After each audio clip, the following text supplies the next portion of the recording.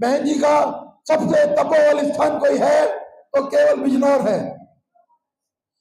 50 साल पहले मेरे फादर भी बिजनौर से दिल्ली में आ गए थे। मैं सैनिक फार्म में रहता हूं और मैं आपसे वादा करता हूं, मैं लोकसभा सांसद के अलावा हमारी जो अम्बेडकरवादी मुहिम है उसके लिए मैं पूरे जीवन भर जुड़ा रहूंगा।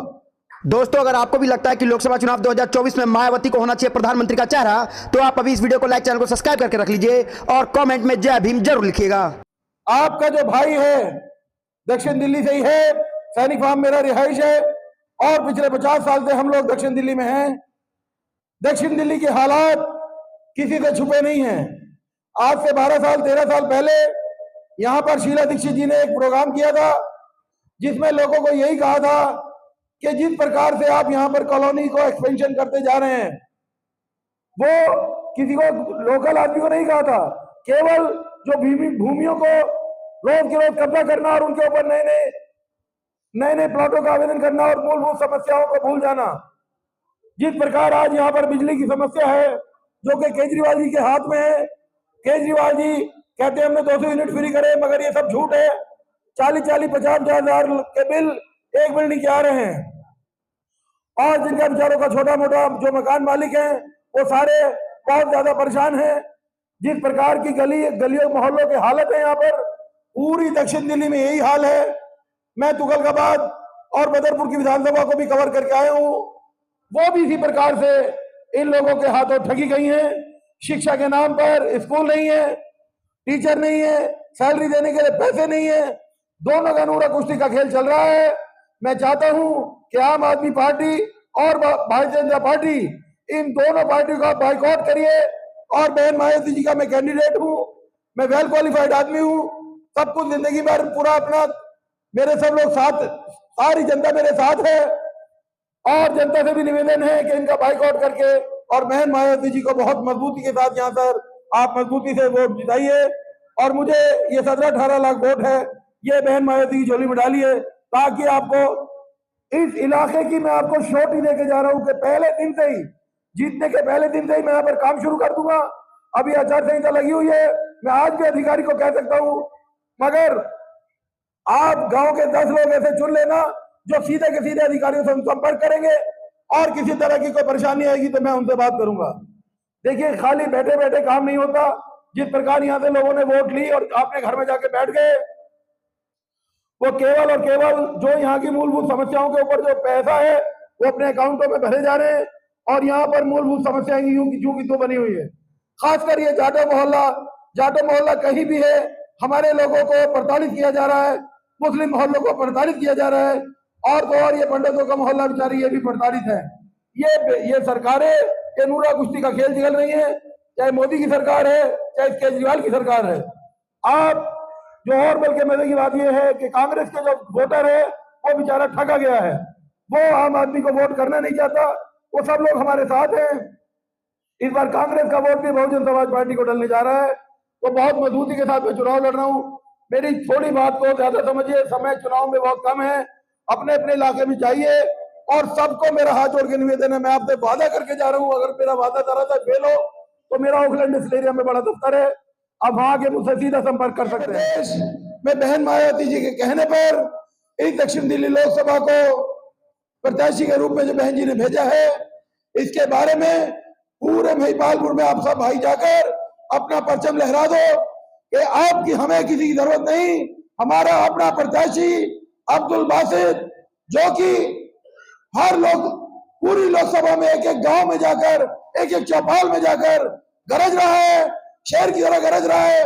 आपको केवल आप 2-3 दिन अपनी मेहनत करनी है और सबको बता देना है कि जो दलित समाज का शोषण आज तक हुआ है अब वो होने नहीं दिया जाएगा।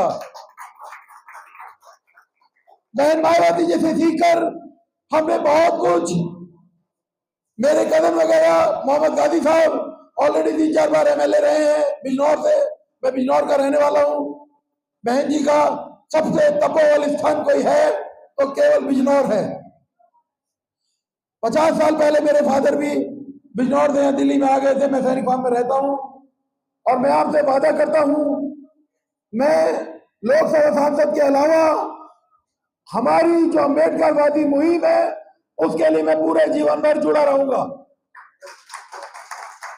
और एक बात, सभा का जो पर्व है, हमारे ही वोटों से ये लोग समाज का वोट हो और सब तरह के, मगर आज यहाँ क्या हुआ है कि जो दो यहाँ से एमएलए ऑलरेडी सिटिंग एमएलए हैं, एक बदरपुर से आते हैं और एक तुगलकाबाद से आते हैं, उन दोनों एमएलए ने केवल और केवल अपना घर भरने के अलावा तुगलकाबाद के जो मूल निवासी हैं, बहुत ज्यादा नहीं है, 3, 4, 5 हजार बस, उनमें से एक भी व्यक्ति की कोई गवर्नमेंट जॉब उन्होंने नहीं लगवाई। तेखंड गांव में भी यही हाल हुआ, लड़के सारे नशेड़ी का बढ़ा दिए कुछ लोग सारे, और सब परेशान हैं। तो जो अपनी कम्युनिटी का यह हाल कर सकते हैं तो दूसरे कम्युनिटी का आप उनको उम्मीद नहीं रख सकते। आज जो हाल है तुगलकाबाद विधानसभा का, मैं नहीं चाहता कि ये दक्षिण दिल्ली ऐसे लोगों के हाथ में आए जो कि हाल तुगलकाबाद का है और वो पूरी दक्षिण दिल्ली में फैल जाए। एक बड़ी वजह यह है दक्षिण दिल्ली में कि दक्षिण दिल्ली एक ऐसा क्षेत्र है जो पूरे हिंदुस्तान का इकोनॉमिकल सिस्टम के लोग, बड़े बड़े लोग दक्षिण दिल्ली में रहते हैं, और दक्षिण दिल्ली एक इकोनॉमिकल जोन है। इसी इकोनॉमिकल जोन की वजह से गुड़गांव का निर्माण हुआ, इसी इकोनॉमिकल जोन की वजह से नोएडा का निर्माण हुआ। ज्यादातर लोग इंडस्ट्री वाले ज्यादातर दक्षिण दिल्ली में ही रहते हैं, चाहे वो चांदनी चौक से आगे शिफ्ट हो, 11 क्लास के रूप में हो, या आप इसमें देखेंगे जितने भी हमारे फार्म हाउसेज हैं, छतरपुर और इधर सैनिक फार्म है, ये सब लोग बड़े मजबूत लोग हैं।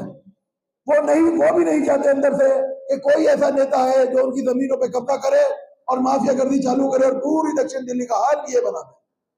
खैर, ये तो एक चुनाव की बात है। आज 4-5 दिन की मेहनत है, हम लोग रात दिन लगे हुए हैं। मेरे साथी भाई नरेंद्र पाल जी, और बहन जी हमारी राजेश कुमारी जी, और यहाँ पर भी विधानसभा अध्यक्ष श्री राधेश्याम जी, जिस प्रकार से शॉर्ट पीरियड में हमें टिकट हुआ और शॉर्ट पीरियड में हम लोग सभाएं लगा रहे हैं, मैं आपकी इस कम्युनिटी का हमेशा ऋणी रहूंगा कि आज रेगुलर 200 किलो माला मेरे गले में डल रही है।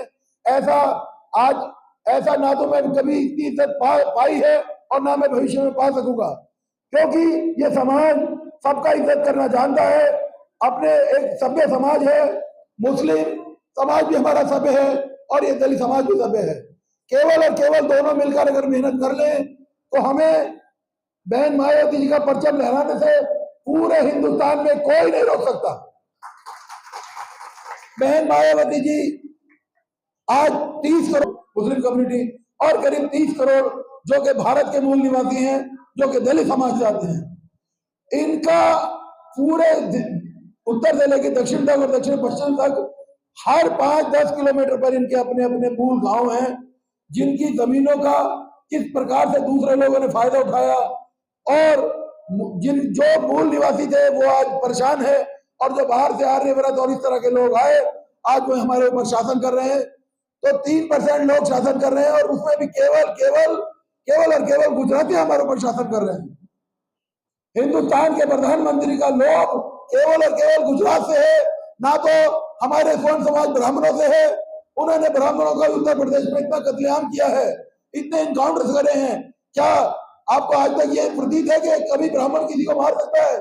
केवल और केवल झूठे मुकदमे उन पर लगाकर उत्तर प्रदेश पूर्वांचल में पंडितों के साथ जो हाथ हुआ है वो सब जग जाहिर है। हाँ, कभी भी उन्होंने गुजरात के किसी आदमी का इनकाउंटर नहीं करा, जो उनसे मिलते जुलते लोग, जो उनके मिलने जुलने वाले उनके। तो इस प्रकार की जो आज ये गहरी साजिशें चल रही है, चाहे वो स्वर्ण समाज के साथ हो, हिंदुओं के साथ हो, मुसलमानों के साथ हो, दलित के साथ हो, उनका केवल और केवल एक ही नारा है, गुजरात हमारा है। उन्हें देश से किसी प्रकार का कोई मतलब नहीं है। इन सब बातों को आपको दिल में रखना है और आज से ही अपने लोगों को समझाना है। यहाँ 12,000 वोट है जहां पर मैं खड़ा हूँ इस वार्ड के अंदर। मुझे उम्मीद है कि 12 के 12,000 वोट केवल और केवल बहन मायावती जी के खाते में जा रहे हैं। जैसा मुझे प्रतीत हो रहा है, जैसा मैं मिल रहा हूँ लोगों से, तो मैं आपसे ज्यादा बात करते हुए आज की सभा यही समाप्त करते हैं। बस आपसे निवेदन है कि 25 मई को 1 नंबर बैलेट हमें मिला है, 1 नंबर हाथी का निशान। आपने जाना है और सीधा वहां पर 1 नंबर पर बटन दबाना है और बहन मायावती जी के हाथों को मजबूत कीजिए। बहुत जरूरी हो गया देश के लिए, संविधान के लिए, इज्जत के लिए, महिलाओं की इज्जत के लिए, शिक्षा के लिए। किसी भी प्रकार की जो मूलभूत समस्या है उनको हल कराने के लिए हमें बहन मायावती का हाथ हमेशा मजबूत रखना है। धन्यवाद।